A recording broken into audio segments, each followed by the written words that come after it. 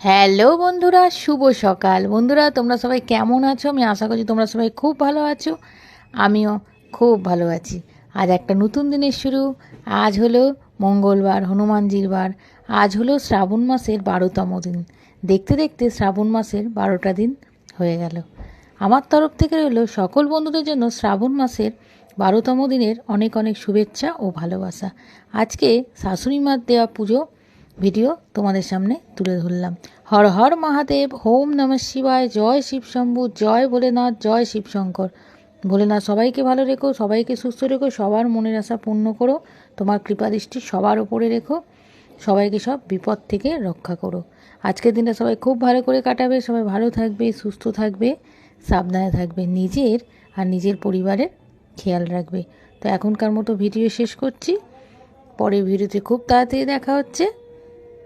Tata.